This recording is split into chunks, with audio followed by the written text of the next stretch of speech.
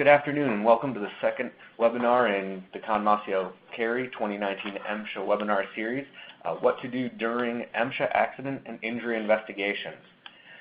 Thank you all for joining us today. As usual, my name is Nick Scala and I will be providing the presentation today for you. So I am the chair of the National MSHA Practice Group at Conmasio Carey for those of you who are new to the group. And there I focus my practice on representation of companies in litigation with OSHA and MSHA primarily in all aspects of mine safety and health law. So whether that is representing companies in contest or litigation, or assisting in the development of safety and health programs, or representing your interests during an accident or injury investigation, that is what I do, and that is the industry that I service. So as we get into what we're going to cover today, there's multiple aspects about complying with MSHA regulations once we get an accident or injury occurs. And those really start with the reporting requirements. And I say they start with it, as we'll get to, because those reporting requirements can be triggered within the first 15 minutes following the incident, depending on severity or type. There's also going to be requirements with regard to submitting follow-up reports as well as preservation of the scene, and we'll discuss that. We'll then discuss preparing for an investigation by the agency into any accident or injury or the event that occurred. Lastly, we'll talk about internal investigations and some best practices to help us push forward in our own record keeping to first and foremost ensure that the event doesn't happen again, but also making sure that we're protecting our interests and our company interests through that process. So to begin, let's talk about immediate notification. For those who work in the OSHA space as well as the MSHA space, or maybe those who are coming to the MSHA world after spending time in the OSHA, the 15-minute rule is certainly a departure from the norm for those of us working in the MSHA world, or maybe it is the new norm for us. But when we're talking about the 15-minute rule and immediate notification, it is the burden on an operator, and it's important to remember as we begin talking about this, the operator is either a production operator or an independent contractor, that they report to MSHA within 15 minutes once the operator knows or should know that an accident has occurred involving, and then it lists what is 4 elements, but is really about 15. Because it is the death of an individual at a mine, the injury of an individual at a mine which has a reasonable potential to cause death, which is a very open-ended definition that really there isn't a definition on. Entrapment of an individual which has a reasonable potential to cause death, there's that phrase again, and then any other accident.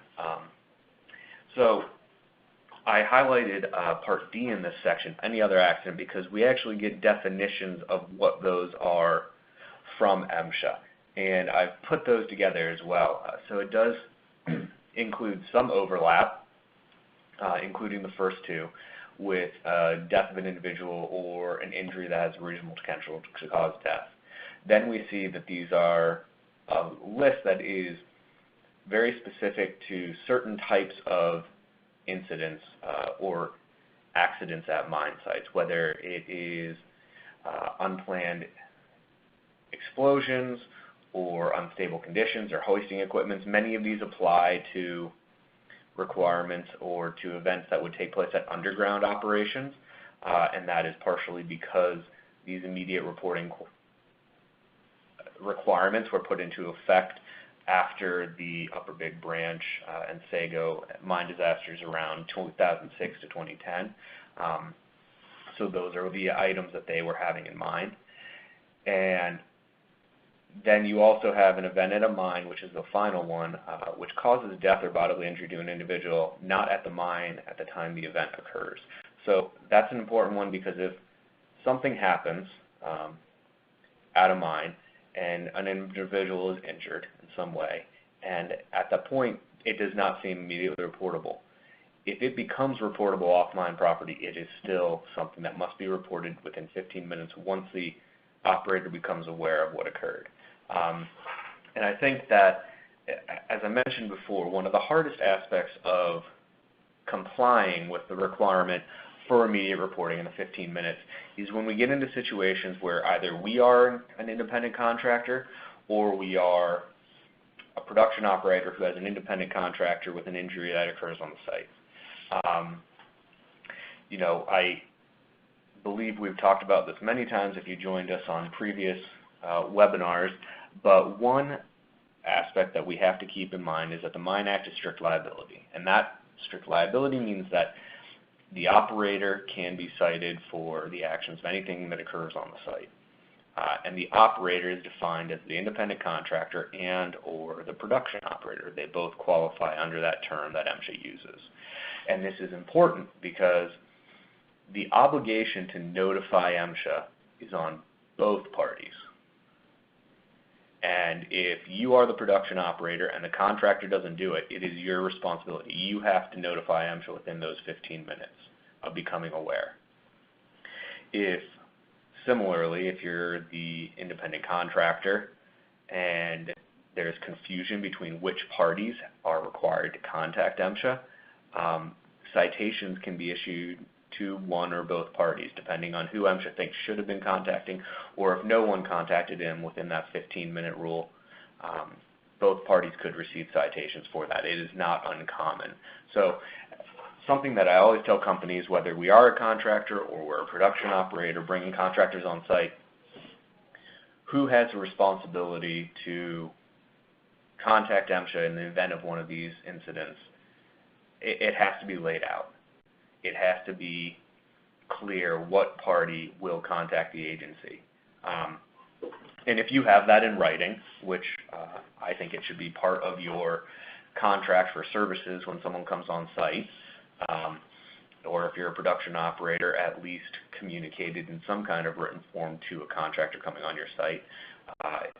That is something that you can provide to MSHA if you are a production operator that says the contractor is required to notify MSHA within 15 minutes, and that's why we did not. Or conversely, if you're a contractor and you have a document that says the mine will be taking care of this and they will report it within 15 minutes of being notified by the contractor, and they do not call, then there is some defense for that, because a citation issued for a failure to report within 15 minutes is a mandatory penalty of around $6,000, and it can go higher, but it is a penalty that carries for MSHA a substantial penalty. So we want to make sure that that's something that is clear, not only to avoid the potential financial ramifications, but also because we have to contact MSHA in order to get the process moving for any subsequent investigation that the agency might take place. We also have the reporting requirements even when we don't have an immediately reportable incident. And this comes down to the 7001 form. And I think probably Part 50, everyone's aware of Part 50. And the reason I bring it up is because even if we don't have that immediately reportable incident, we still have to file a 7001 for qualifying incidents or qualifying injuries. And this is not the entire regulation from 50.20, but this is the entry on the section regarding 7001s. And if you aren't familiar with the process of filing 7001s and you want to have more information on it, feel free to contact me and we can walk through it, because it is a relatively fundamental aspect of complying with the Mine Act's regulations in terms of reporting. However, there is a great deal of gray area.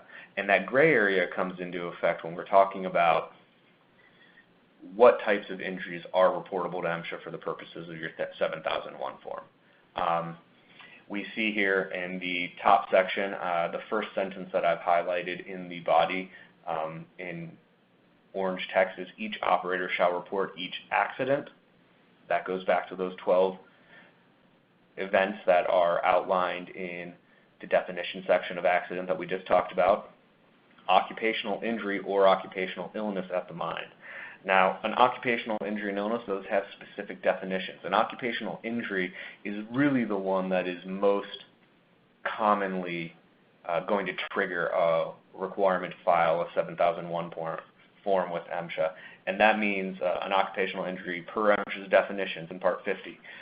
Any injury to a miner which occurs at a mine for which medical treatment is administered or which results in the death or loss of consciousness, inability to perform all duties any day after an injury, or temporary reassignment to other duties, or transfer to another job.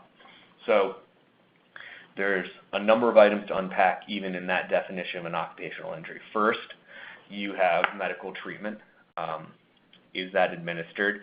And there's an entire discussion within this Part 50 reporting of what constitutes medical treatment versus first aid. Because first aid treatment is not required to be reported, but medical treatment is. Or at least it triggers the reportability for 7001. So these are definitions that I recommend that if you are not familiar with, you look into. There are some resources that MSHA's even put out, one of which is called the Yellow Jacket.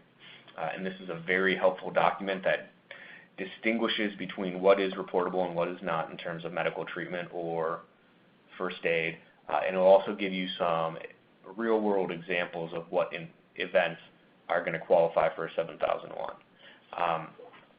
Now, these forms, you have to submit to MSHA within 10 working days after the accident or injury occurs, or an occupational illness is diagnosed.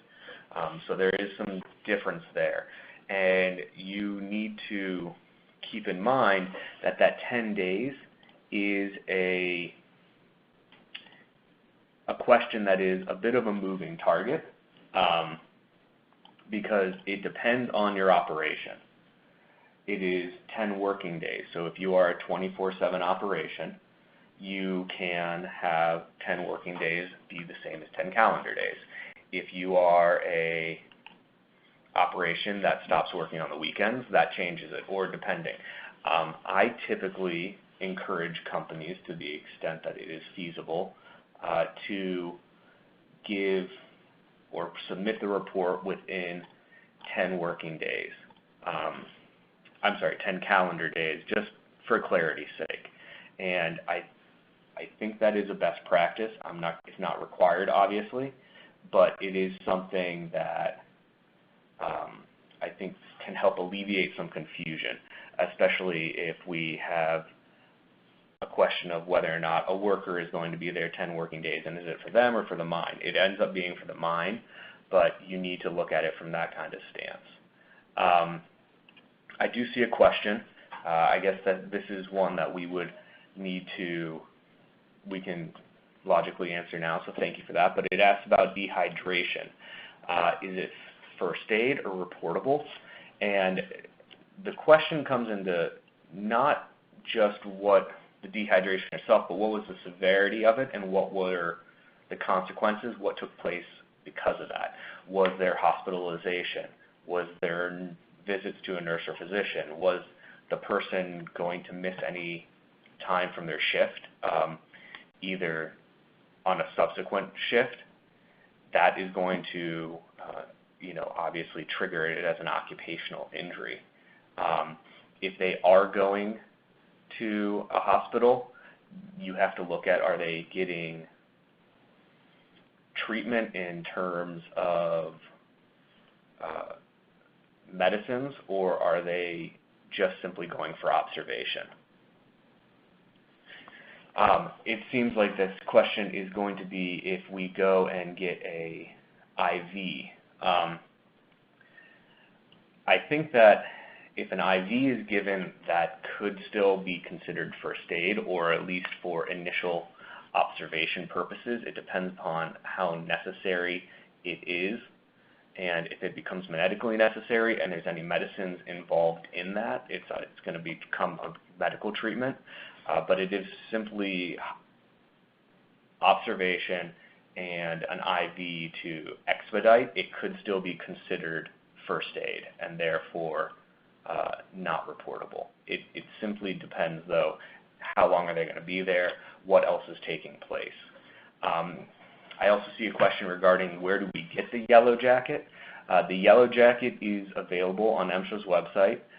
It's probably easiest just to Google the phrase MSHA yellow jacket in order to find it. It's a PDF document, about 50 pages. If you cannot locate it online, let me know, email me, and I will get you a copy of it.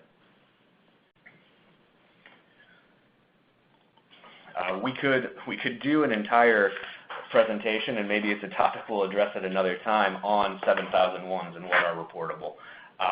I will caution, though, that when you're looking at 7001s, people sometimes get lost in this discussion of first aid treatment versus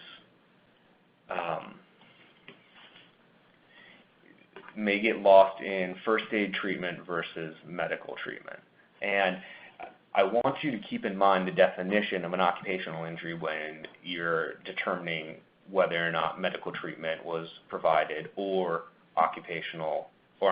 first aid was provided, because there's a couple items included in that definition of occupational injury that are going to supersede whether or not medical treatment or first aid was provided. And, I think one that might come into effect for dehydration in an extreme case could be loss of consciousness. If a person faints or passes out due to dehydration, this is immediately going to make it an occupational injury, and therefore it is required to have a 7001 submitted. Also, if there's any temporary reassignment or missed time after that shift, so perhaps the person has to take the next day off to help in recovery, that's going to be an occupational injury because they were unable to perform their duties on any day after the injury because of that. If you put them into a temporary job that might not be as taxing physically for the next shift, just to, again, help it expedite recovery from the dehydration, that is, again, going to trigger it as an occupational injury, and then it is reportable under 7001.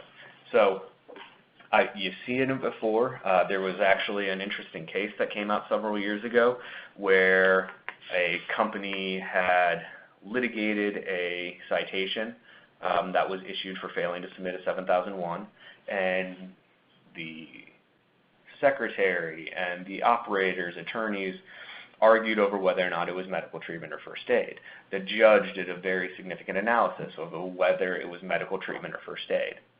And the commission, in a very brief decision, said that this is reportable and your discussions of medical treatment versus first aid are inconsequential because the individual missed a shift after the injury occurred. And at that point, it became an occupational injury. So just something to keep in mind. We don't want to get lost in the weeds of those definitions, and I've seen it happen. And I often have to correct myself on that as well when you're going through the analysis of reportability, because the definition of occupational injury automatically triggers that. And there are items in there that supersede whether treatment was provided, and that was medical or it was first aid.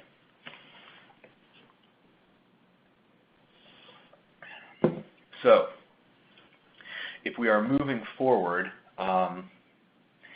we're talking about the investigations that can take place. So, if there is an incident that's reported to MSHA, and even if there is not, we need to have, or there's requirements on us for an investigation.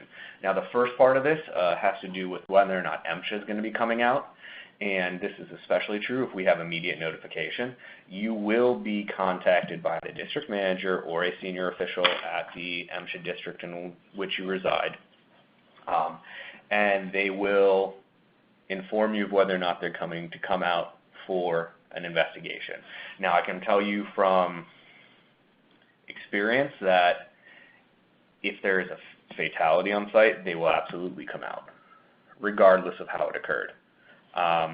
If there is a serious injury, it is highly likely that MSHA will come out and conduct an investigation within that first 24 hours.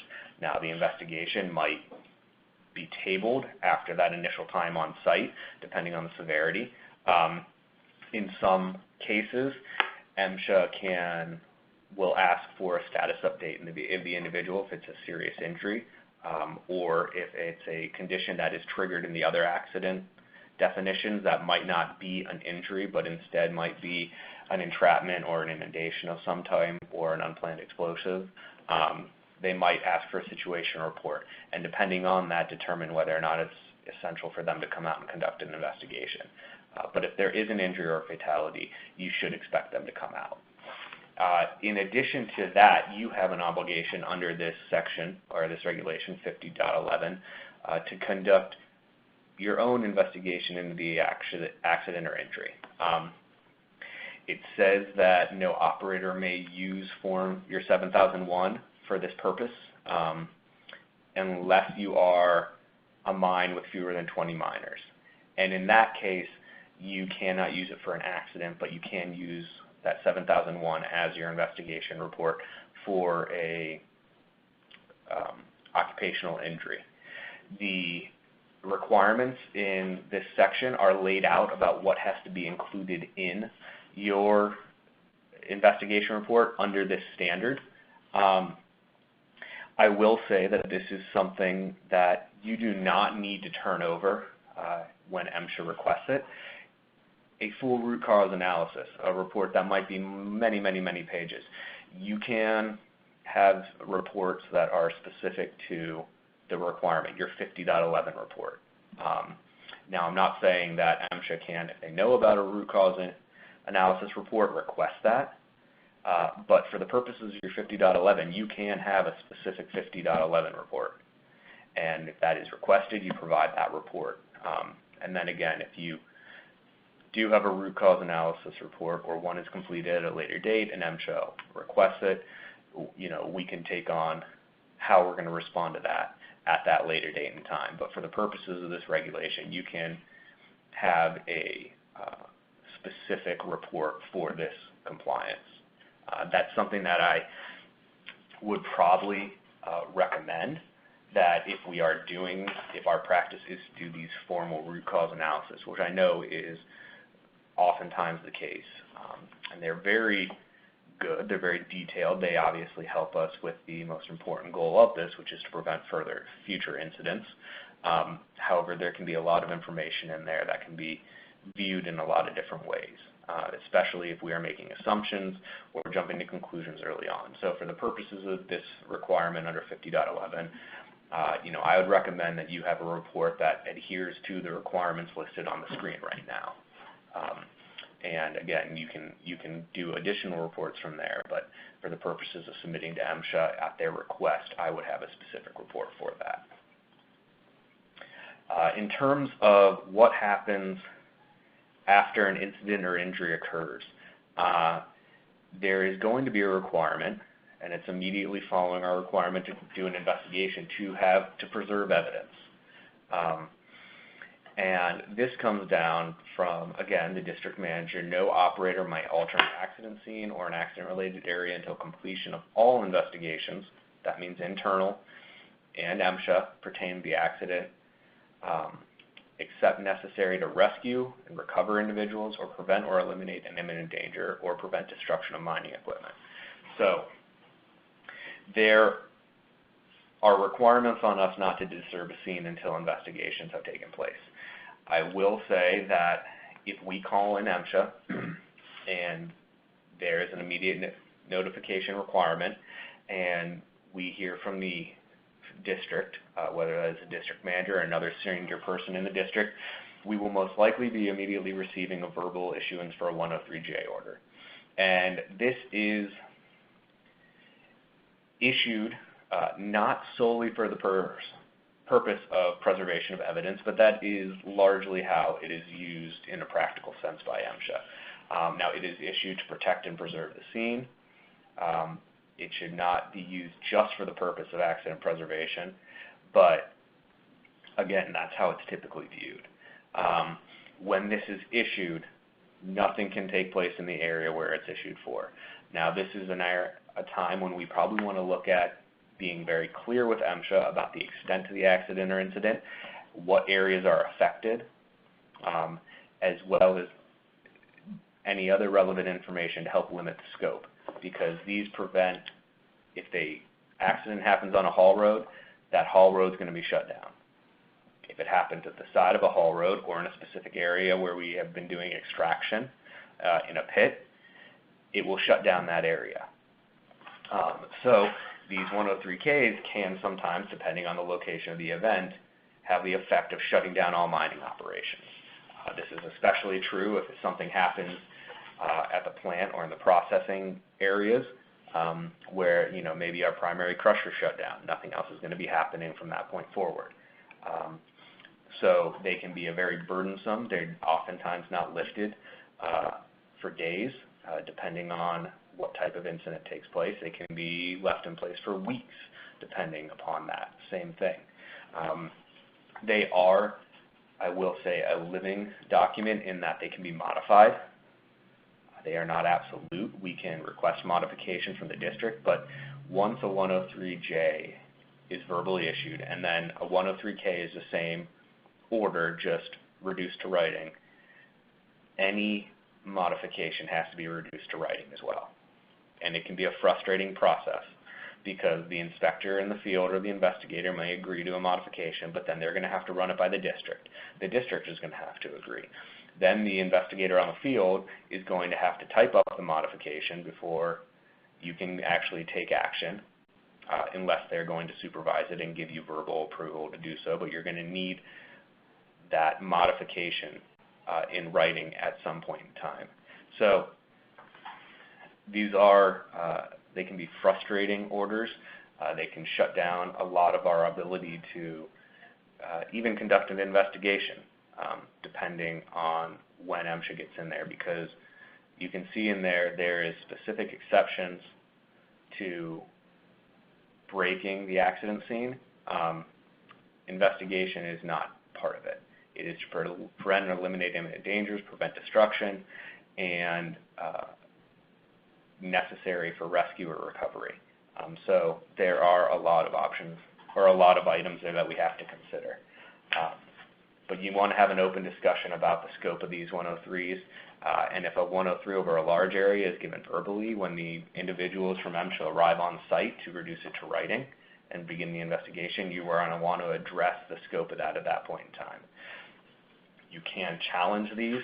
It is not done frequently, but if it is a situation where MSHA is shutting down your operations and you do not feel that's necessary, that the scope could be narrowed to the extent that the investigation can take place and similar hazards are not going to be experienced by miners in other areas of the mine, or similar or the same hazard, you can contest it. Again, though, that is a pretty infrequent occurrence. So if we are going to assume that we've contacted MSHA, they are going to come out, what do we do then? Well, obviously, we want to rope or barricade off the area where the incident occurred. We want to prevent access to it. We want to prevent the removal of any materials or equipment from this area. And again, this is until our internal or the MSHA investigation is completed, or you're given permission by the MSHA investigator to remove something from the area. A lot of times these are phased removals of equipment. If we have, you know, equipment that wasn't involved in the incident, that is likely going to be allowed to be removed by MSHA, you know, sooner than the 103K is lifted. Again, we can get modifications. You need to be upfront, obviously, with MSHA at this point in time about what areas are involved and what types of injuries have been sustained, because that will influence their response. You will also want to make sure that we're taking notes internally about what information has been provided to the agency at this point in time and when, and who you're speaking with, because while MSHA's notes are going to have that as well, we want to make sure that we have our own contemporaneous recollection of when we notified the agency. They have a call center that receives those 15-minute calls, and so there'll be a timestamp on when you called in, but that individual is not an MSHA employee, and they do not understand what's going on at a mine site. They have a prompt, a list of questions that they will ask you.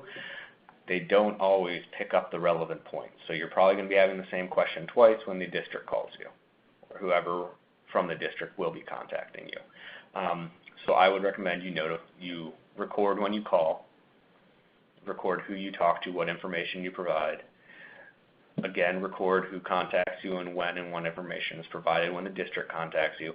Anytime you're talking to MSHA at this point in time, we want to make a record of that. Okay, we have to build our record to make sure that we are maintaining what information has been provided and what information they are requesting. There is this really stringent 15-minute requirement, but it can be clunky on MSHA's end, how we go through it.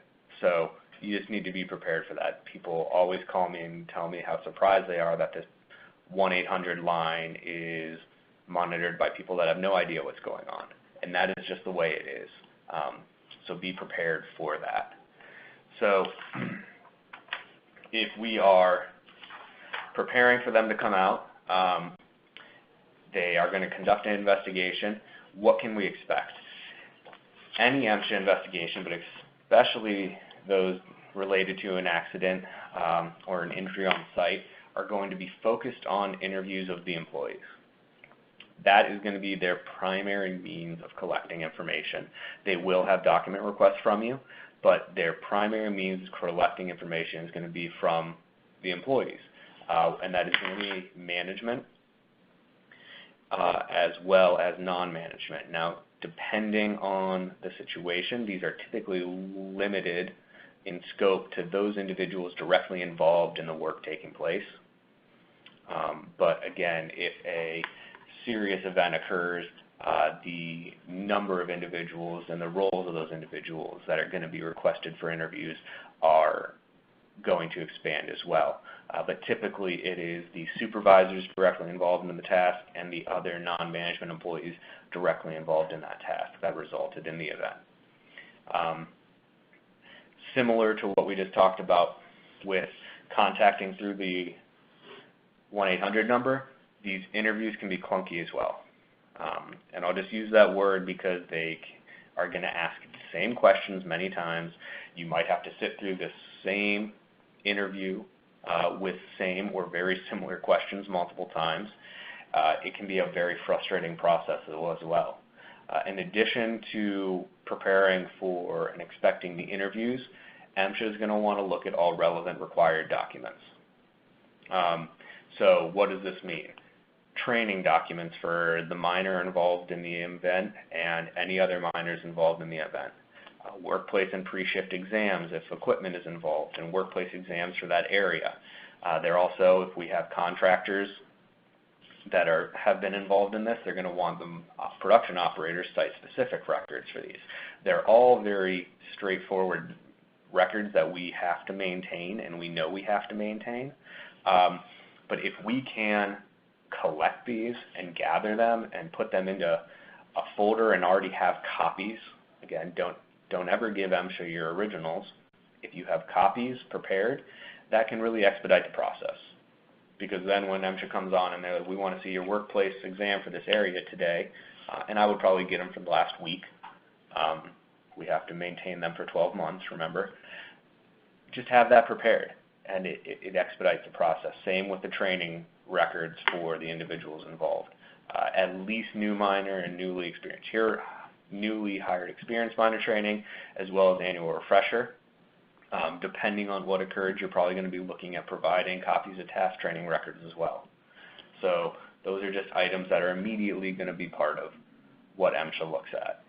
In terms of, you have to expect a potential for Part 50 audit or review, and it might not occur during the investigation, but at some point you can probably expect to have a Part 50 audit, especially in the event of a very serious accident or a fatal incident. And a Part 50 audit means they're going to come through and they're going to be looking for those investigation reports we just talked about. They're going to be looking for your 7001s. They're going to be trying to figure out, are you actually filing your 7001s on time and for all occupational injuries that are occurring on site. The Part 50 audits are cumbersome. They take a while and they can be quite invasive. So just make sure that we understand that this can happen. It probably won't be part of the immediate response investigation, but at a later date. One question that often comes up is how do we respond if MSHA is going to request documents that we aren't required to maintain?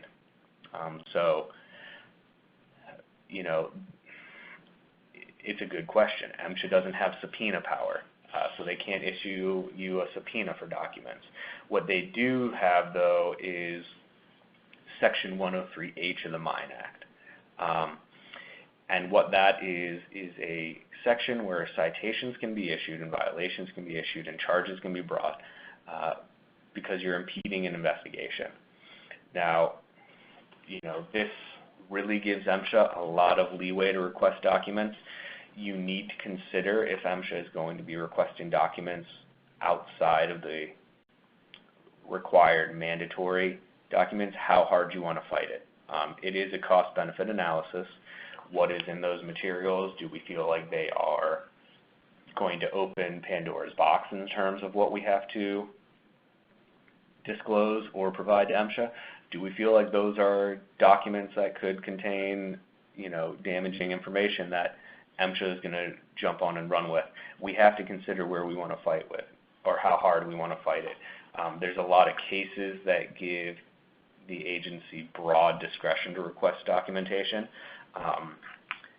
A Warrior Coal case last year, or a couple years ago, I should say, allowed MSHA to issue actual 104B, so failure to abate order, because the company would not require all of the contact information for every miner on site when an accident occurred.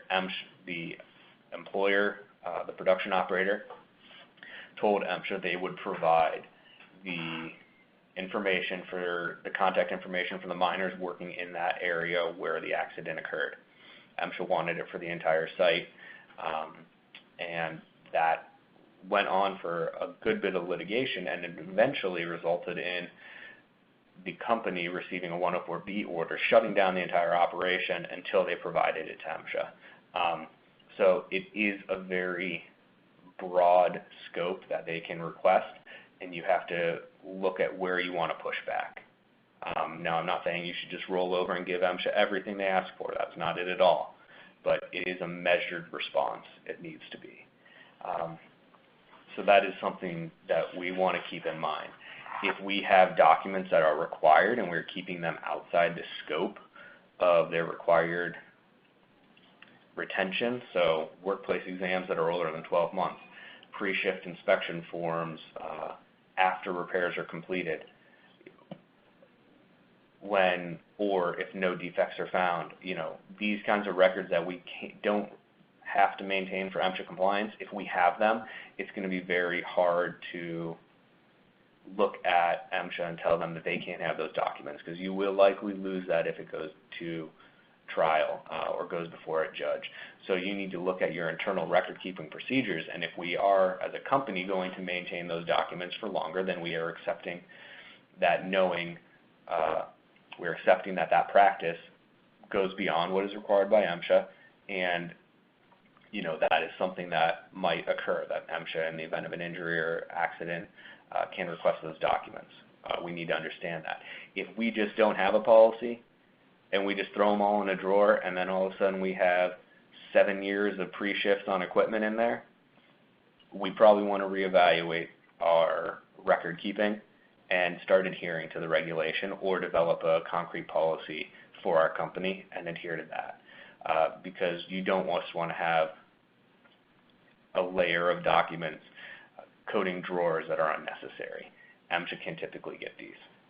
Can they issue citations and orders for these documents that might not be required? They can. Typically, though, these are going to be used as support for increasing the negligence of the operator or the company receiving the citation. That's most typically how I've seen them. I had a client at one point that had pre-shift exams that just went for years, and MSHA was aware of this and didn't request all of them, but requested a significant chunk. And as part of that, they found a number of defects that they said weren't being corrected because we made no note on the record that they were reviewed by our mechanic. And as part of that, citations were issued with higher negligence and as unwarrantable failures because those documents provided credence to employer knowledge. So we want to make sure that our records are on point. We want to make sure that we have the records that are required, prepared, and ready for MSHA to review. And we want to make sure those are copies, not originals. We always want to maintain copies of what we provide to the agency. In terms of preparing for MSHA to come on site as well, we want to be prepared that witness interviews are going to take place. As I said, this is going to be their main avenue for collecting information. Minors' rights should be reviewed with everyone involved, and you want to be very clear about these. You don't want to persuade anyone either way from cooperating or not cooperating with MSHA's investigators. That is the choice of the minor, but nonetheless they need to be aware of their minors' rights, and that is any minor can speak with an inspector or investigator by that minor's initiation or at MSHA's request. They can also decline. They can have any person with them of their choosing. MSHA cannot require someone to speak with them or participate in an interview. They cannot require that the interview be alone. They cannot require that a minor write a statement and sign it. They cannot threaten or coerce anyone in cooperating with them. Those are fundamental. Now, as a company, we are going to want to try and be involved to whatever extent our employees will allow us in this process. If you have an attorney involved representing the company's interests, a lot of times MSHA will allow us to sit in on those interviews with them. That is largely, though, dependent upon the individual investigator. If the minors want to have anyone of their choosing in there with them, it can be their supervisor, it can be their best friend, it can be their spouse, it can be whoever they want. But whoever the individual wants to sit in during that interview, that minor needs to make it abundantly clear and verbalize that to the MSHA investigator. I will also say when you are going through these interviews, MSHA should be taking notes. If by chance you are sitting in on the interviews and taking notes, just be careful about what you are recording, because your notes are going to be discoverable at a later date and time, and that includes even when MSHA is not on site. If you are conducting your own internal investigation and MSHA is not there yet, your notes could be discoverable at a later date. So we want to keep that in mind whenever we do reduce something to writing. You want to be prepared, though, because these will occur. I think a very important one on the screen right now is the second to the last, that MSHA cannot require anyone to sign or write a written statement. And that includes MSHA cannot require anyone to sign their notes. I've seen this happen, and it's surprising, but I had an investigator at one point in time make note of what the minor told him and then say, will you sign this? And, it's the minor's choice.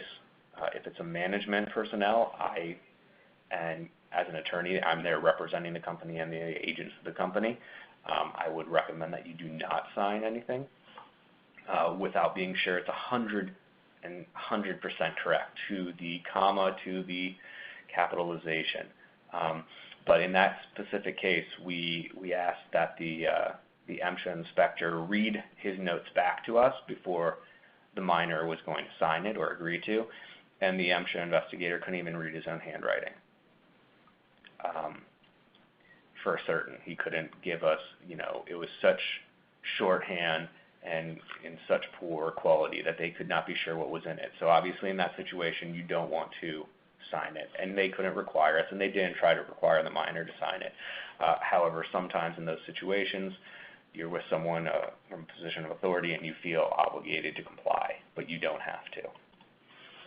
In terms of our internal investigations, again, these are a critical step, and I'm not trying to persuade anyone against conducting internal investigations or being thorough in their internal investigations or coming to conclusions and making recommendations in their internal investigation reports.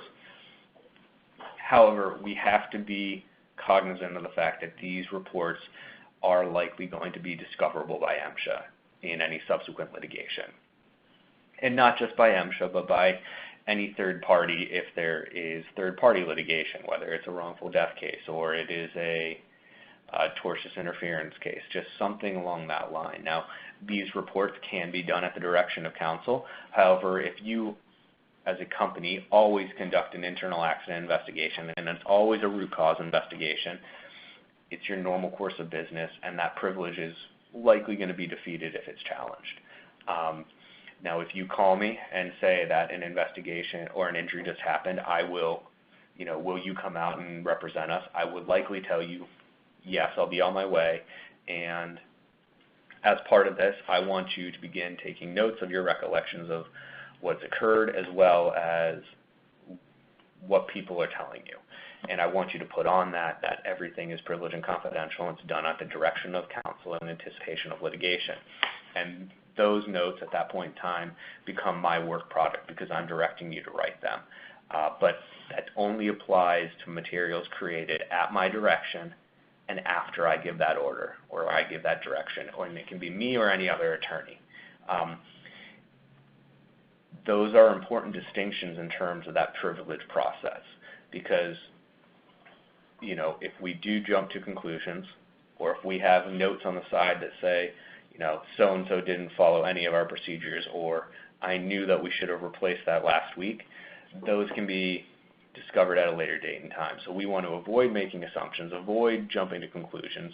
If we are going to do a root cause analysis, let's be thorough and do that over its due course and give it its due respect to find that information out and come to those conclusions. We want to stay focused on facts rather than our opinions as an investigator. Or making personal notes as I just said, we should have done this, we should have done that. In retrospect, everything is 20/20, as they say, and we don't want to bring that into our investigation notes.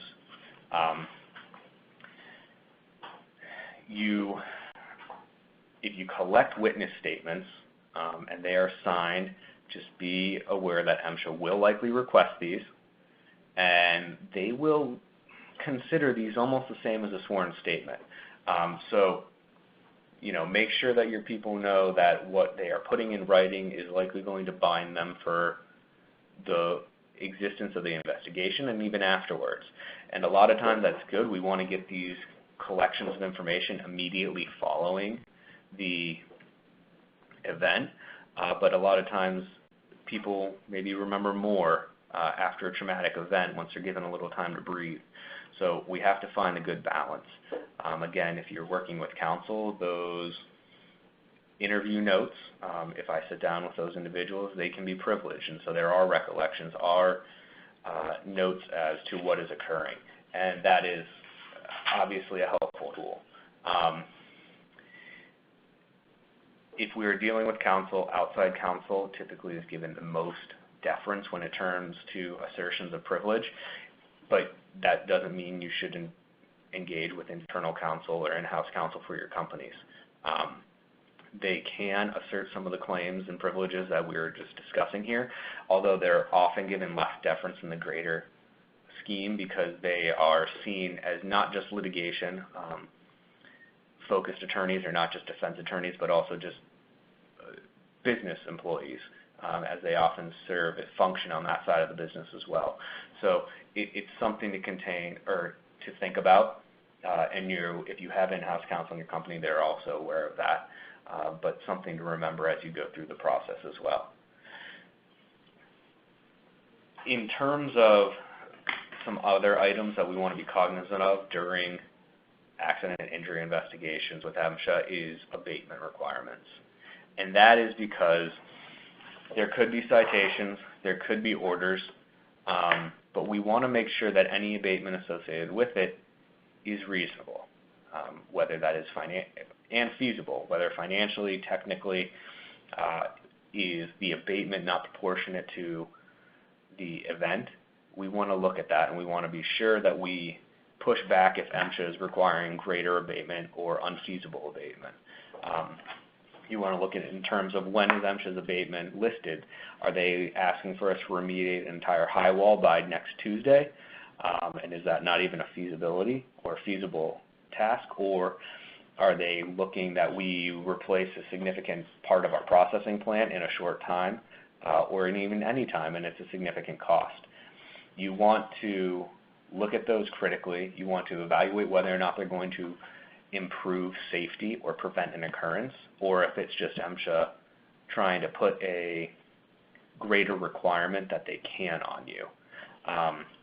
But be clear on this, and don't brush it under the rug, because the abatement is a very big aspect of lifting a K order, closing out an investigation. They will not close it out until it's been abated. The citations issued have been abated. So you want to keep those in the back of your mind. If they will not change their abatement requirements, that again is something that we can contest, and this can be done either by the normal contest, but I would recommend if it's really a burdensome abatement and they're going to start issuing 104Bs and it's a contentious process, that you consider expedited proceedings. But that is really a rather uncommon path that you will have to go down. But you need to look at these, and you need to keep these items in mind when you go through the investigations, because a lot of times we're so worried with what's going on and controlling that and finding out what actually happened that we glance over the citations that are issued. And maybe if we don't just glance at what the content is of those, we don't pay much attention to the termination or abatement deadlines. So those are an item that you typically don't, I've found in the past that companies, if there is an issue with the abatement, it's most likely due to MSHA either requiring too much in too little time, requiring abatement that will be too costly for the correction that it would make, or just not feasible. But if you don't push back, there won't be any movement on it. So what are kind of our conclusions from this, our takeaways? You need to be prepared to move quickly in the event of an accident or an injury on site. And not just in terms of correcting it or preserving the area, but evaluating it. You want to have a process in place. Who's called? Who makes the decision about whether or not it's immediately reportable? If there's any question, what type of injury has a reasonable potential to cause death, and how do you make that determination? Those are questions that we need to be prepared beforehand to address.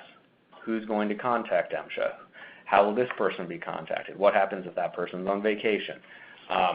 We want to look at those in our internal processes and talk about how that is, how that will go. I think in an ideal world, if I'm working with you, I want to be contacted either immediately before or after MSHA. But that's something that you also have to look at from what are your internal processes going to be, and that is contacting counsel.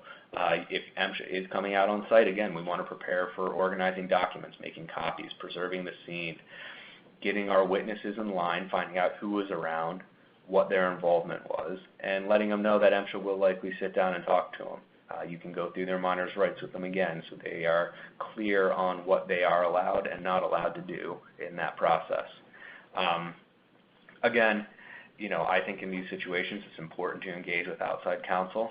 Whether or not that's me or another attorney, is obviously a decision for your companies, but engaging counsel is an important aspect of this, and especially in the event of a fatal injury, whether there's just questions as to what potential litigation could be down the road, how do we handle that, what items are we considering. Again, if you have in-house counsel, bring them in immediately.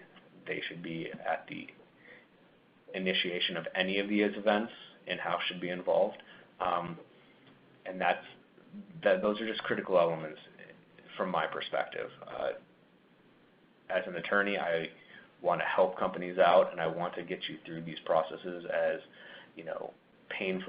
painlessly, I should say, from a regulatory perspective as possible. That's oftentimes more difficult the later you get brought in. So if you're going to consider bringing an attorney at some point in time, I would just make that call early on.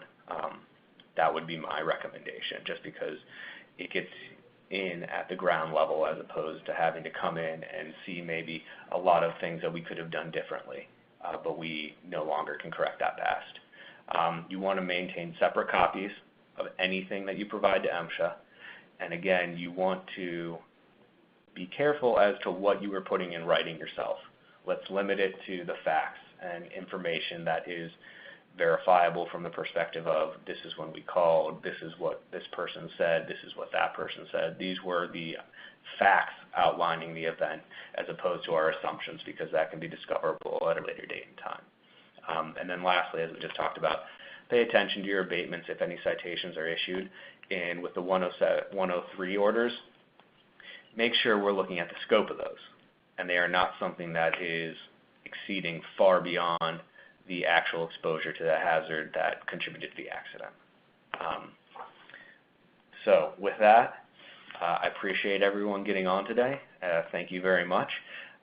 Welcome you to look at the MSHA Defense Report. We're going to keep posting material on there along with the recordings of this webinar here in the next week. But for some other updates on the MSHA world, whether case law or what the agency itself is doing. Also, we have 4 more webinars in this year's series. Our next one will be on Tuesday, June 4th, so talking about preventing and defending MSHA whistleblower claims. So I hope you'll join me then as well. So I'm happy to answer any questions now, whether by the chat function or if anyone else wants to contact me afterwards to ask a specific question, I welcome you to do so as well. All my contact information is on the screen.